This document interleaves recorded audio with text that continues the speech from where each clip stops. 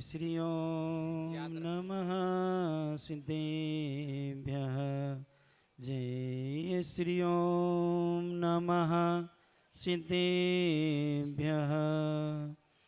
धैर्यमः सर्वे सुखाकरो हिति करो धैर्यमं बुधाश्चिन्वते धैर्यमे नैव समाप्यते शिवे सुखं धैर्यमाय तस्मै नमः धैर्यमाय तस्मै नमः धैर्यमाय तस्मै नमः। अनंत अनंत सिद्ध परमेष्टि भगवंतों की जय। सिद्धि चक्र मंडल विधान की जय।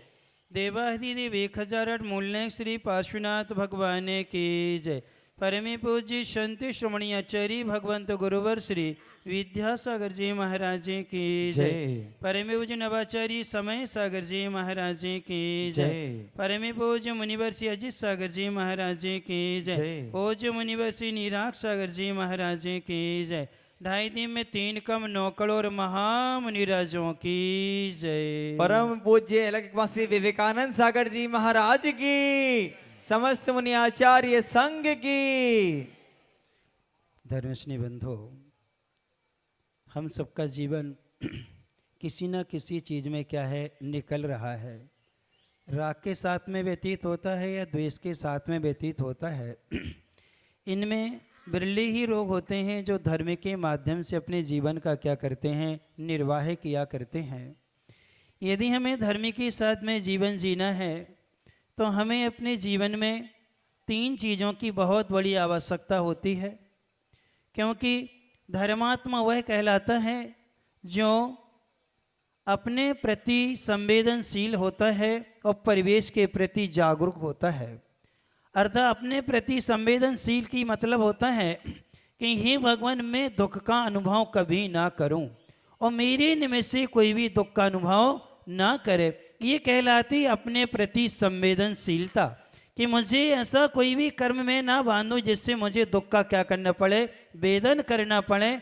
और मैं भी ऐसी कोई एक्टिविटी या चर्या नहीं करूं जिससे दूसरे भी दुख का क्या करें, अनुभव करें। ऐसी सावधानी को क्या है रखना, उसका नाम है संवेदनशीलता। फिर इसके बाद में आती है परिवेश के प्रति जागरूकता।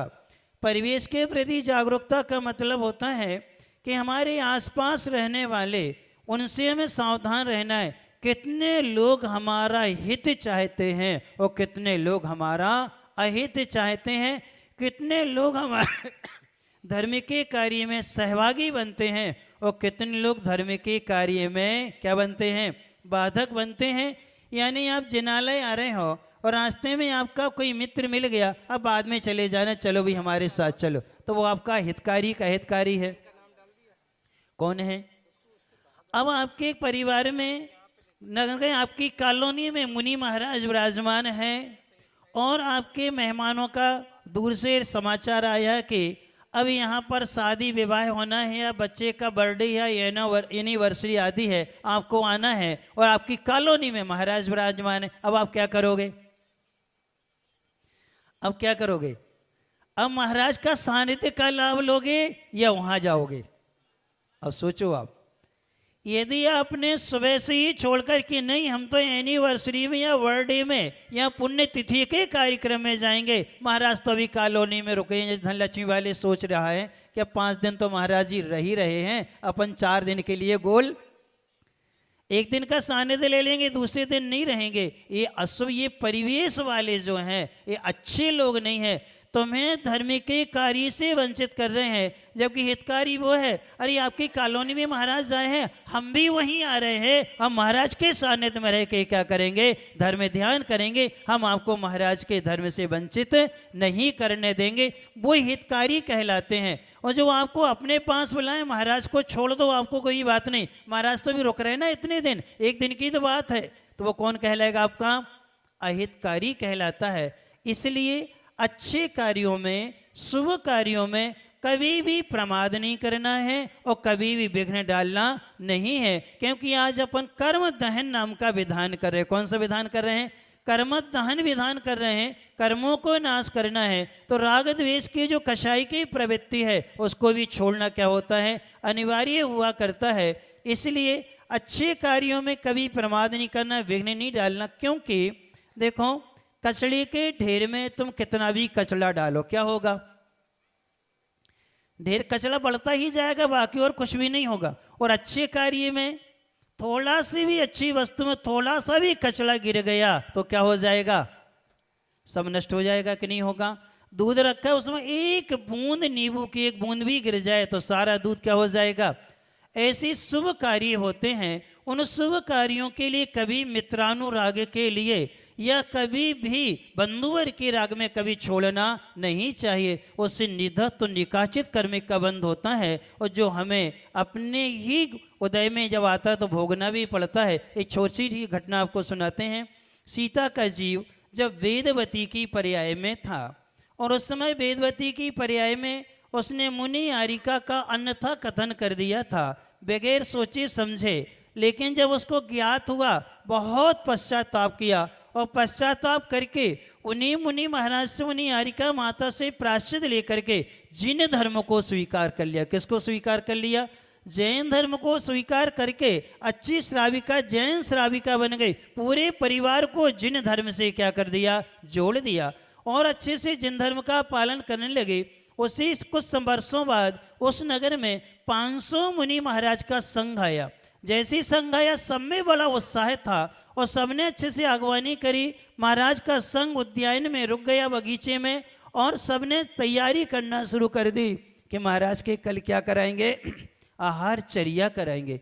सबके घर घर में चौके लगे थे, सब निश्चिंत थे और तैयारी सबने की थी कि 500 महाराज हैं, हम सबके लिए कितने वर्षों बाद सानिध्य मिला है, हम सबके घर में महाराज के क्या हैं, चरण पड़े। महाराज तो 500 हैं, घर हजारों हैं, कम से कम चरण नहीं पड़ेंगे तो शुद्ध भोजन बनाएंगे, पलगाहन का मौका तो मिलेगा और आज शुद्ध भोजन करने और कराने का अवसर प्राप्त होगा। ऐसे भावों से सबने तैयारी कर ली। प्रातःकाल तैयारी हुई और वेदवती ने भी चौका लगाया, सारी तैयारियां कर ली। पलगाहन करने के लिए दरवाजे के बाहर खड़े हो गए। उसी समय आवाज भी आने लगी, नमोस्तु नमोस्तु की। उसी समय वेदवती की मित्रता, वहाँ के राजा की बेटी जो थी उत्पला, उस राजकुमारी से उसकी क्या थी, दोस्ती थी, मित्रता थी। उसी समय उत्पला राजकुमारी की एक दासी आती है और दासी आकर के वेदवती से कहती कि वेदवती आपको राजकुमारी याद कर रही है। कौन कौन बुला रही है, राजकुमारी आपको बुला रही है, आज वन कीड़ा के लिए चलना है, बसंत ऋतु है, उसके उत्सव में वो आपको क्या है, बुला रही है। तत्काल तैयार हो जाती कौन, वेदवती।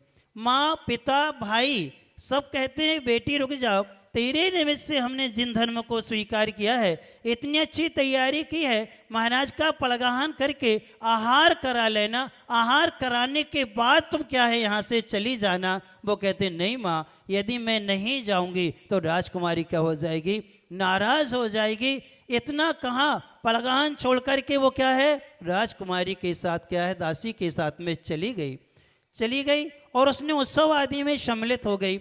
आज के दिन महाराज का आहार उस घर में नहीं हो पाया, कोई बात नहीं, लेकिन उस समय का बंधा हुआ कर्म कब उदय में आया। एक दासी मित्रानुराग में आकर के मुनिराज का पलगाहन छोड़ करके वो उसके साथ में बसंत उत्सव में चली गई। जब उसके गर्भ में 2 बालक हैं, उस समय राम ने उसके लिए कहाँ छुड़वाया, घनघोर वन में। दोहेला हुआ है तीर्थ यात्रा का, लेकिन राम ने ऐसी जगह छुड़वाया जहां सूर्य का प्रकाश भी ना हो, ऐसे स्थान पर छोड़ करके आओ। किसको, सीता जी को। किसको, सीता जी को, क्योंकि वेदवती ही क्या बनी, सीता की पर्याय में आई। गर्भ में 2 बालक हैं, जिस समय उसको सबकी आवश्यकता है उस समय राम ने उसे कहाँ छुड़वाया, वन में। किस समय का बांधा हुआ कर्म है, क्या छोड़ा था, एक धर्मानुराग की क्रिया थी और मित्रानुराग में आकर के क्या कर दिया, उसको छोड़ दिया। उस समय का कर्म बंधा। 3 भववाद सीता की पर्याय में जब आई तब कहीं वो क्या था, उदय में आया। सोचो पश्चाताप प्रायश्चित करने से भी कर्म कटते नहीं हैं। इसलिए कभी भी अच्छे कार्यों में प्रमाद नहीं करना, अच्छे कार्यों में कभी भी विघ्न नहीं डालना, कभी उनको छोड़ना नहीं है, क्योंकि कॉलोनी कॉलोनी विधान होना है, सबको तारीखें पहले से मिलती जा रही हैं। और आज ये उदाहरण इसलिए दे दिया है, अब इन तारीखों में तुम्हें कहीं जाना, मित्रानुराग व बंधु वर्ग के राग में हमें ये शुभ अनुष्ठान हमें छोड़ना नहीं है। ना जाने कब मौका मिलेगा, कब सानिध्य मिलेगा, दोबारा ऐसा मिले कोई ज़रूरी नहीं है। इसलिए लाभ ले लेंगे तो जिस समय तुम्हें देवशास्त्र गुरु की धर्म की सहयोगों की आवश्यकता होगी, बिना बुलाए आपके पास में क्या है सब चले आएंगे, अर्थात कोई भी तुम्हारे लिए मना नहीं करेगा। इस सावधानी के साथ में हम सब अपने जीवन को निर्वाह करते हुए अच्छे से रहेंगे। इसलिए कर्म दुख नहीं देते हैं, ये कसाएं दुख देने वाली होती हैं। तो आज अपन सब लोग मिलकर विचार करेंगे, कभी भी शुभ कार्य में क्या नहीं करेंगे, प्रमाद नहीं करेंगे, और शुभ कार्यों को कभी भी किसी के लिए मना नहीं करेंगे। कई लोग बोली लेते हैं, अरे तो अभी मत लो बोली। महिलाएं भी कहती हैं, उनका भाव हो गया कि चलो ले लो, नहीं अभी फलाना काम करना है, अभी वहाँ देखना है, अभी वहाँ तो देना है, अभी रहने दो, बाद में देख लेना। तो इससे क्या होता है, अंतराय कर्म का बंद होता है। इसलिए दान में, पूजा में, शील उपवास आदि व्रत आदि करने में कभी क्या नहीं रखना, प्रमाद नहीं करना। उससे निधत निकाचित कर्म का बंद होता है और उसका फल हमें स्वयं को ही भोगना पड़ता है, जो पश्चाताप प्रायश्चित से भी नहीं कटता है। इसलिए अपन सब ऐसे शुभ भावों को करते समय सजग और सावधानी से अपने जीवन का निर्वाह करेंगे। इन्हीं मंगल भावना से बोलिए, परमे पूज्य संत श्रमणी आचार्य भगवंत गुरुवर श्री विद्यासागर जी महाराज जी की जय। परम पूज्य मुनिवर श्री अजीत सागर जी निराग सागर जी महाराज जी की जय। समस्त मुनि आचार्य